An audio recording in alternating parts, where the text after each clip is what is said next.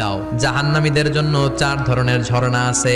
একটার নাম হলো হামিম মানে ফুটন্ত গরম পানির ঝর্ণা, 2 নম্বরে হলো গসাক মানে বমি, 3 নম্বরে হলো গিসলিন দুর্গন্ধযুক্ত রক্ত আর পুষ, 4 নম্বরে হচ্ছে মোহল পোড়া তেল। খা, দাউ দাউ করে এগুলো থেকে আগুন জ্বলবে, তৃষ্ণার চোটে এগুলোই খেতে চাইবে। এগুলোর পেয়ালা যখন মুখের সামনে আসবে, এগুলোর উত্তাপে গালের গোশত, চোখের গোশত, কপালের গোশত গুলো ঝলসে ঝলসে পানির মধ্যে পড়ে যাবে। তৃষ্ণার চোটে না পেরে ওইটাই গিলবে, যেখান দিয়ে বেরোবে কেটে ছিঁড়ে শেষ হয়ে যাবে। দিস ইজ জাহান্নাম। আমরা এই জাহান্নাম থেকে পানাহা চাই, চিল্লায় বলেন ঠিক কিনা?